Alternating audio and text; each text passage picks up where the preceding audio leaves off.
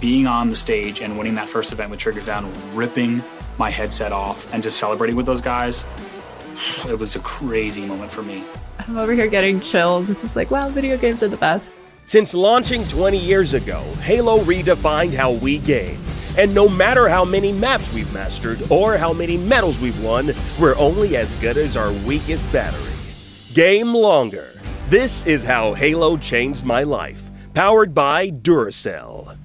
In 2001, Halo Combat Evolved brought what was at the time a niche genre to a wider mainstream audience, marrying a compelling narrative with clean gameplay and a rich multiplayer mode.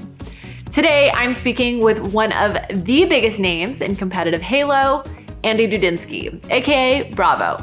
Bravo embodies the spirit of game longer. He's been a staple in the esports community since 2004 as a competitor, coach, and professional commentator. We're going to learn about his career path and how Halo changed his life. All right, Andy, Bravo, Dudynsky, thanks for being here. Excited to talk. Let's just start right off the bat. What was the first Halo that you fell in love with, and what was it about it that just captivated you so much?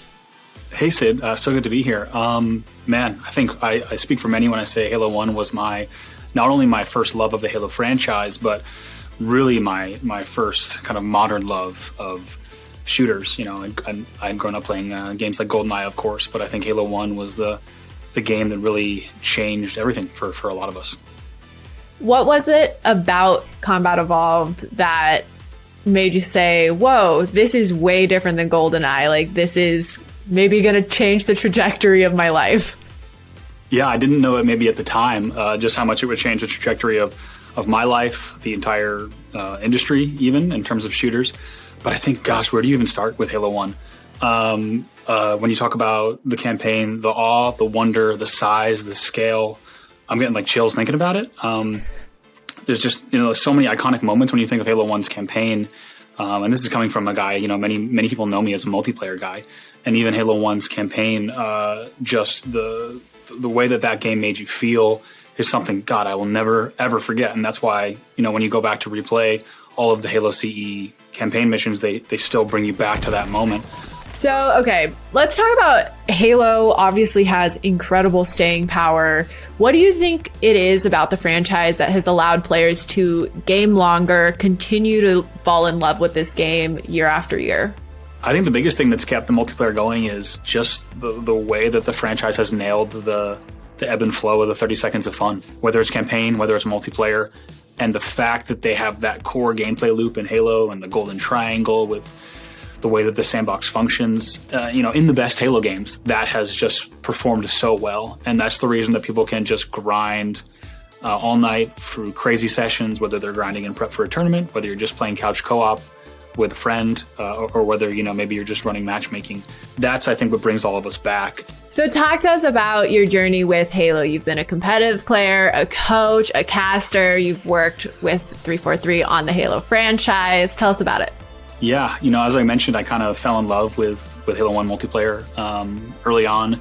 And from there, it really started as kind of connecting with a social group. So I started out kind of competing with local friends, guys that I'm still able to speak to and know and love to this day. And that has been, something that's been so special for me as well. And after coaching, I started to look at content creation. It was pretty early, relatively speaking. It was still like 2010, 2011, and thought it might be interesting to go the route of content creation and casting. And shortly after that, got the call from Microsoft asking if I would work on the franchise. And since then have kind of gone back to content creation and commentary and analysis for Halo Esports. Okay, do you have a favorite memory with Halo, whether that's as a player, coach, caster? Does anything stand out to you? Getting chills thinking about it. Being on the stage and winning that first event with Triggers Down, ripping my headset off and just celebrating with those guys, it was a crazy moment for me. So gaming is about focus, which means no distractions. What do you do to stay in the zone? I think the driving force behind really staying focused, staying in the zone through any aspect of my Halo career has probably been really a focus on like, why am I playing this game? And maybe early on it was really about grinding a ranked playlist and trying to get to a certain rank in Halo 2 and Halo 3. After that, it became more if I'm spending time with the team coaching at a LAN and we have to play sometimes 44, 55 games a day where it gets really taxing and grueling. Obviously, we're doing that because we want to be the best team in the world. It really is kind of just keeping your eyes on what you might want to achieve in that game. And the same thing with even commentating and casting, right? I want to be able to deliver the absolute best fan experience for all of my fellow Halo fans. So it really is, it's all about like a kind of a larger picture of what does Halo mean to everyone. And I think that's the reason I keep coming back to this franchise is I've worked on different games. I've played a lot of different games, of course. And at the end of the day, there's only one franchise that I can find myself just committing endless amounts of time to, and that's Halo. In the spirit of being uninhibited, how do you create time for gaming? Yeah, it gets harder and harder. I think, a lot of Halo fans who might be watching this are just like you and I, me faster than you, slowly getting older. And it does get harder to find time to be able to game as much as maybe as you want. Yes, Halo is an unbelievable franchise that has shaped my entire life. But at the end of the day, so much of, hey, let's get on to play Halo this weekend is who you're playing with. And the multiplayer is beautiful, and there's beautiful nuance and balance and everything to it. So really, it's all about kind of prioritizing it. And I think that's what helps me, and what helps a lot of people find the time to game. It's all about connecting with the people that you love to play Halo with. That's such your answers are so I'm over here getting chills. It's just wow, video games are the best. How do you plan to game longer with the next part of your career? I'm just enjoying right now, to be completely honest.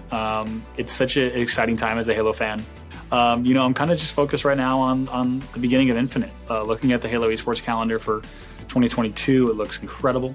I think it's safe to say that it's just going to keep getting bigger and better. And if I can keep riding this wave, I'm going to stick with it. I'm definitely going to just see where it all goes. Andy, huge thank you for joining me today to talk about your career, the Halo franchise, and what it means to game longer uninhibitedly. You bet. Thanks for having me. Always a pleasure talking to you. It feels like more often than not we get to talk about Halo, you and I. So it's that is usually what we're talking about. Yeah. So a pleasure as always. It's been an amazing 20 years for the franchise. Just a huge shout out to everyone who has played the games, who's loved it alongside you and I. And it's been a pleasure chatting with you, Sid. Thank you.